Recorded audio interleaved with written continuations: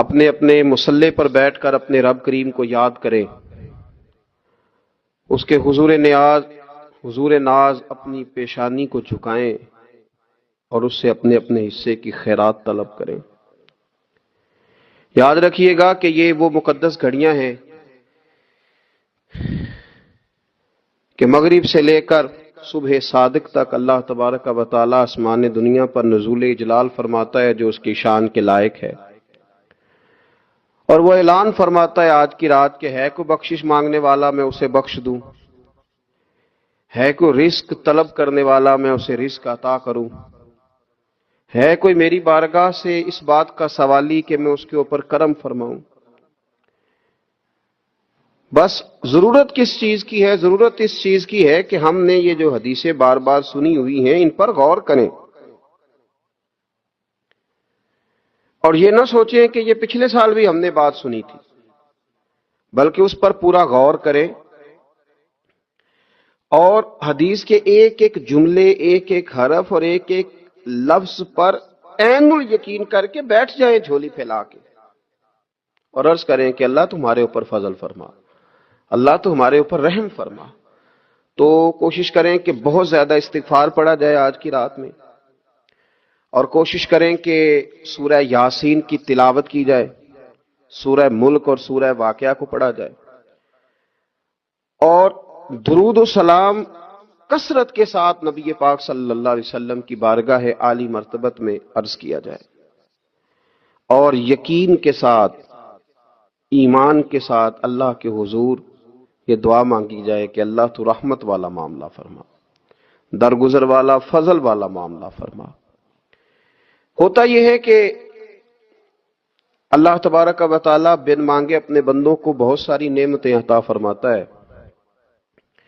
بہت سارا کرم اللہ تبارک و تعالی بغیر بندوں کی طلب کے ان پر فرماتا ہے، لیکن اس کے باوجود بندے بعض اوقات بڑی سخت نافرمانیاں کرتے ہیں،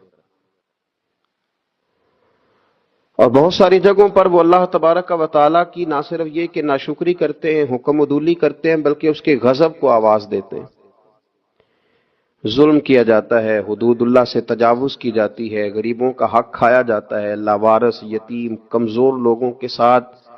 جب زیادتیاں حد سے بڑھ جاتی ہیں تو پھر اللہ ناراض ہو جاتا ہے، پھر وہ بہت ساری جگہوں پہ اپنے بندوں کو آزمائش میں بھی مبتلا کرتا ہے۔ تو میرے عزیز، آج کی اس رات میں کثرت استغفار کی ضرورت ہے، اللہ تبارک و تعالیٰ کو منانے کی ضرورت ہے، اس کے فضل کو آواز دینے کی ضرورت ہے۔ ہم انسان ہیں، بھول جاتے ہیں،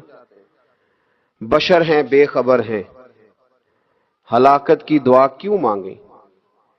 تو ہم کئی دفعہ بھول جاتے ہیں، کئی دفعہ ہمارے ساتھ اس طرح کا معاملہ ہو جاتا ہے کہ ہمیں سمجھ نہیں آتی کہ اب ہمیں کون سا رستہ اختیار کرنا ہے۔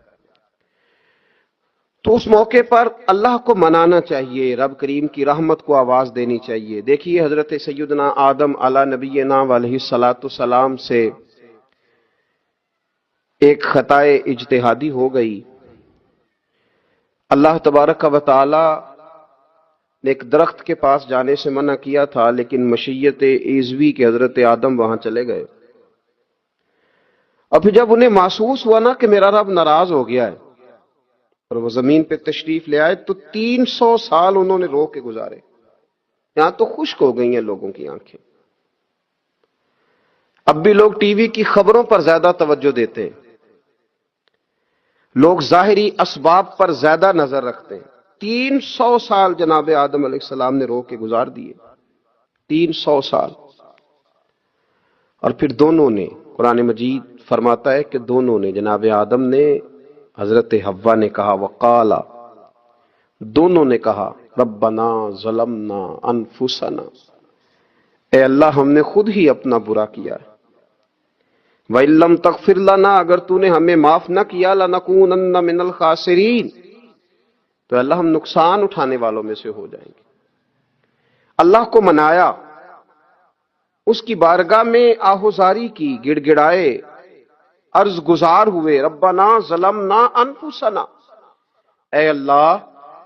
ہم نے خود ہی اپنا برا کیا ہے، وَإِن لَّمْ تَغْفِرْ لَنَا، اگر تو نے ہماری بخشش نہ کی، وَتَرْحَمْنَا، اور تو نے ہمارے اوپر رحم نہ کیا، لَنَكُونَنَّ مِنَ الْخَاسِرِينَ، تو ہم نقصان اٹھانے والوں میں سے ہو جائیں گے۔ اللہ تو ہمارے اوپر رحم فرما، ہم پر فضل فرما، ہمارے لیے آسانی فرما۔ تو جب یہ جملے آپ نے ادا کیے تو پھر اللہ تبارک و تعالیٰ نے ان پر اتنا فضل فرمایا کہ مالک کریم نے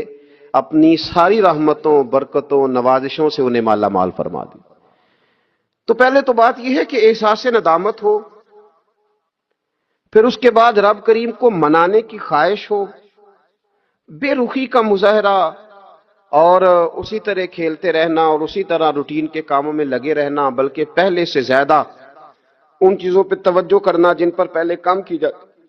فضولیات کو اپنے معاملات کا حصہ بنا لینا، لڈو پہلے سے زیادہ کھیلی جانا، شطرنج کی بازیاں لگنا، اور